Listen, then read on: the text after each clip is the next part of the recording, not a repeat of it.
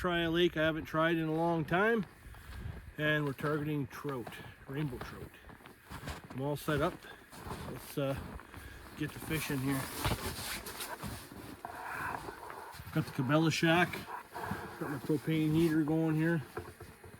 It's minus 15 outside. It's like minus 20 with the wind chill, but it's nice in here. So let's get at her. All right, so this lake we're fishing at is called Corman's Lake, and it's known for master trout, rainbow trout. And nothing fancy today. I'm just going to use like a little tube jig looking thing with like a 1/4 inch ounce head on it. No bait yet. Drop that down there. It's nice and light. You can see it. So.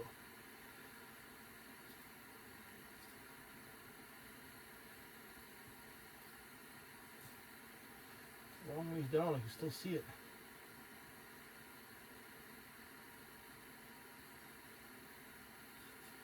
Not sure. Oh, we already got a fish. I just see him pick it up.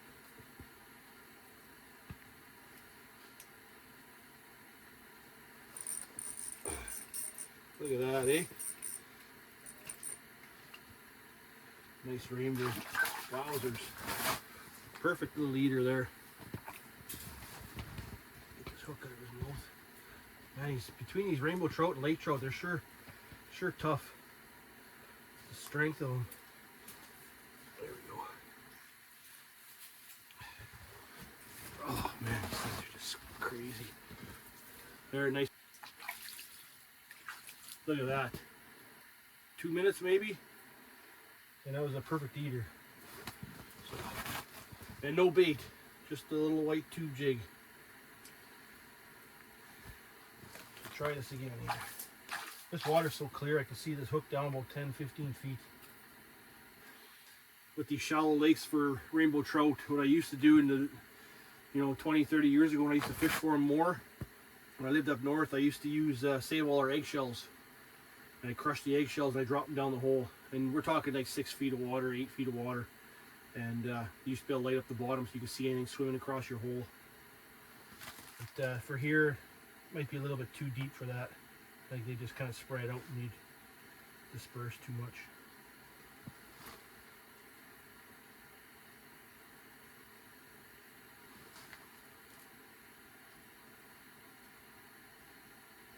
I'm fairly familiar with rainbow trout and Arctic char. About 30 years ago or so, I lived up in Leaf Rapids, Manitoba, where I grew up. And my dad, as a hobby of his, he had a fish farm.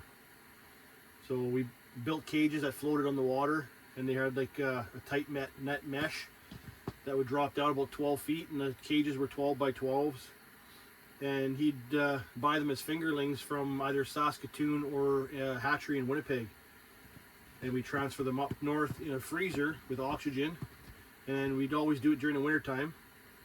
And we'd transfer them in big Rubbermaid totes, and we'd cut a hole in the ice and we'd dump them into these cages.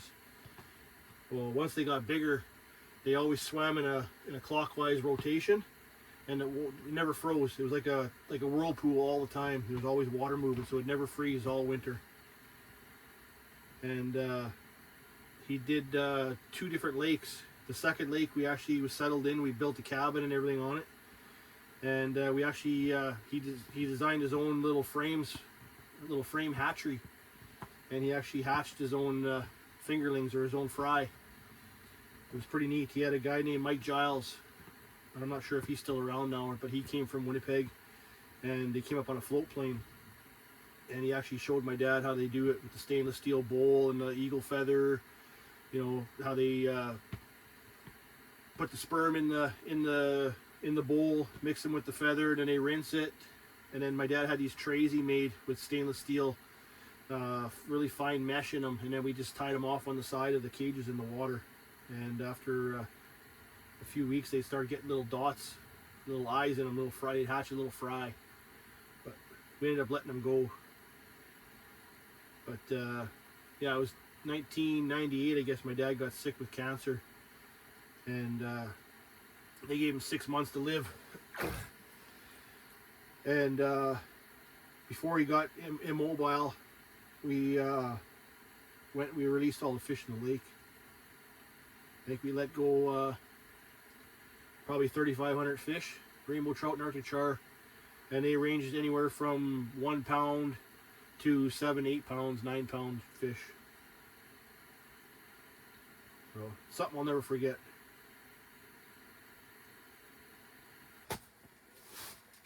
Well, it's been about an hour or so, hour and a half, and we just hooked onto another, looks to be a nice, another little rainbow trout. That's a beauty.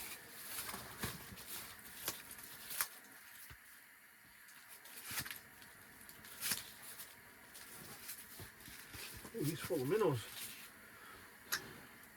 Nice pretty trout. Full of minnows. Well, I know he's eating at least.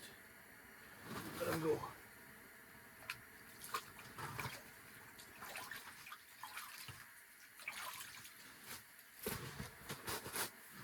I was just going to pack it up and start running and gunning here around the lake to see if we can find a spot, but persistent paid off. Let's try this again though.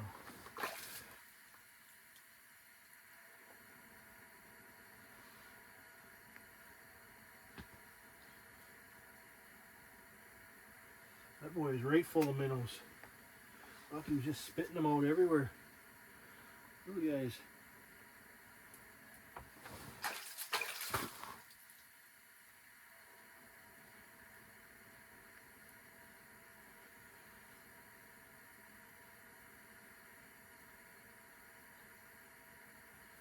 Well, we'll wait a bit, see if we can catch another one, I guess. Won't leave so quickly.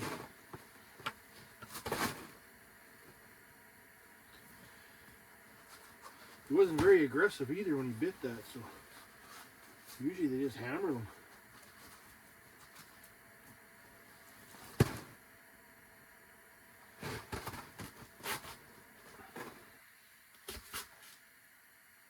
Oh, I just had another hit there.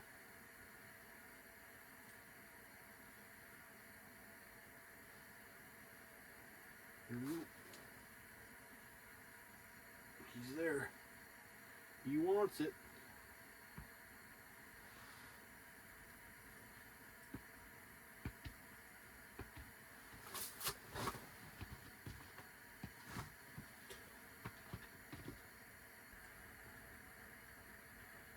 Didn't really want to pack up yet, but it's getting windy out there, so I don't know how long a guy would be able to bear that wind chill out there. I'm going outside to empty out my bog and get rid of all the snow. Let me know if something bites, would you?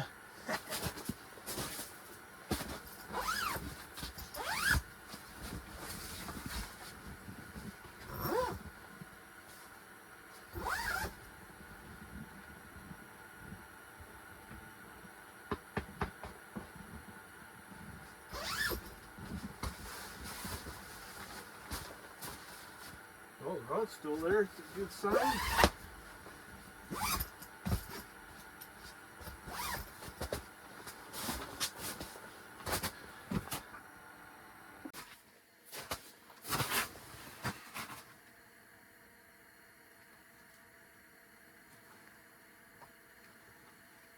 Well, it's 1 o'clock.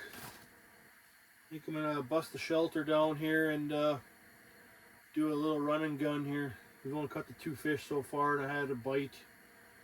That was it. Nothing for the last half an hour or 45 minutes so far. So pack her up and we'll try a run and gun here until we get cold. Then I'll head her home.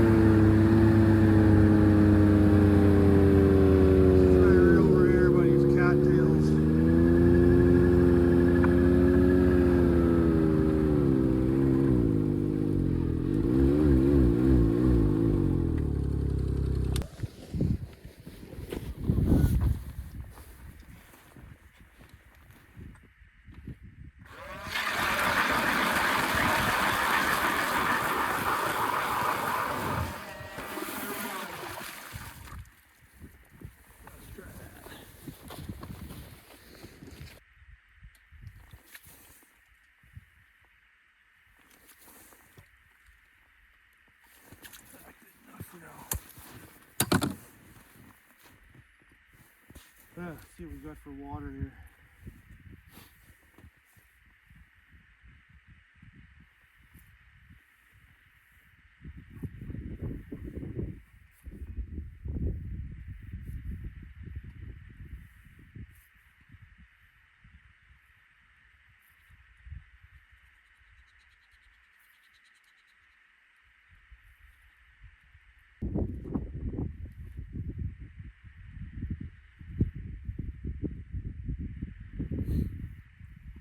Having trouble with my last video editing on my laptop. It's all new to me with that crap. And I had some drone footage when I was at File Lake, and I couldn't get it to play on my computer. Couldn't get the download off the SIM card onto the laptop. So there's a quick download somehow to do it on my phone. And when I tried doing that, there was no videos there to put on. I only had 2 videos I did. I don't know what happened to them, but I'll have to fart around with it here one of these days. Just try doing an upload on the computer just to see how it works.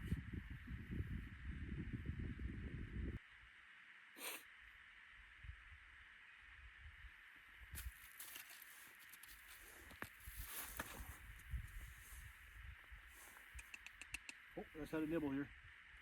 There we go.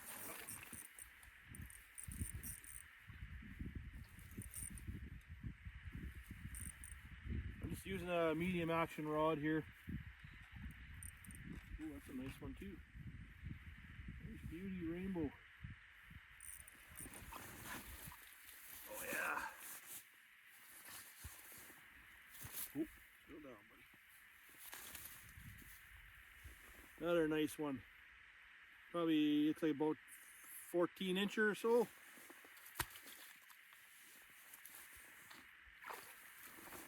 Oh, that's gonna freeze the hands quick there. We'll drop this back down again. The heater out.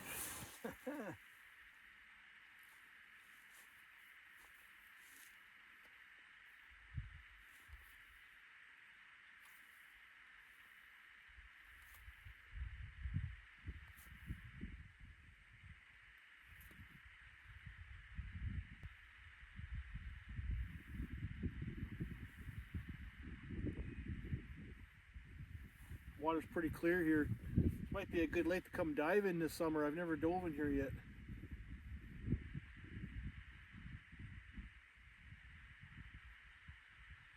A friend of mine from work actually lost his cell phone in here this summer.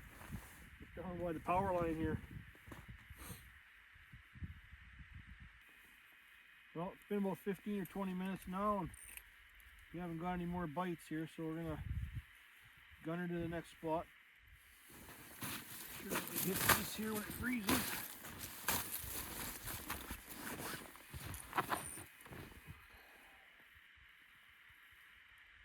Be careful around those things. Keep interactive. See a bait pile anywhere here.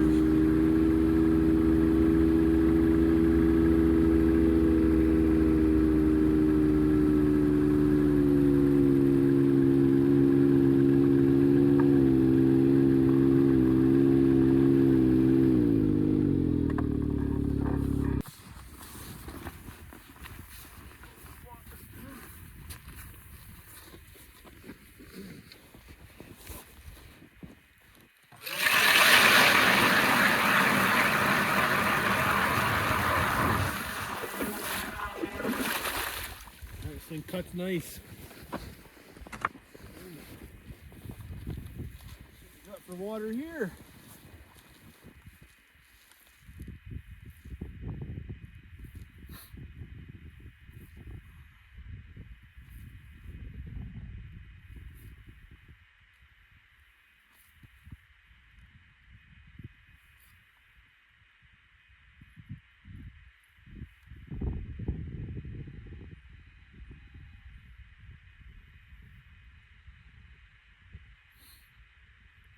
I think I might invest in one of them little sonars, little chirps, just for getting water depths and That'd be nice to see if there's something down there. Get the little blurb or whatever on the screen. Keep the curiosity up a little bit. I'm not big into that high-tech stuff there, but keeps you busy when it's slow, especially the underwater camera. I can spend more time playing, spinning that thing around than I do fishing. Well, we're at the last spot here for the day. I just drilled the hole. My phone actually died because it was cold. I got the heater going behind it now, so hopefully that'll keep it going for a little bit longer. See how much water we have here.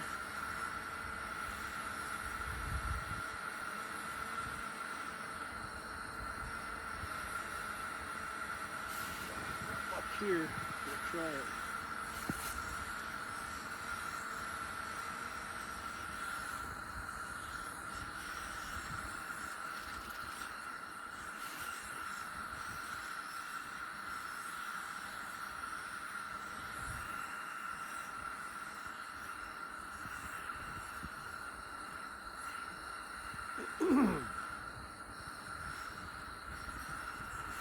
There we go. Ah, we got a weed trout. Well, that's going to be it for me here for today. I'm going to go home and have something to eat and get the snowblower going, move some snow. So, till next time, see you on the next one.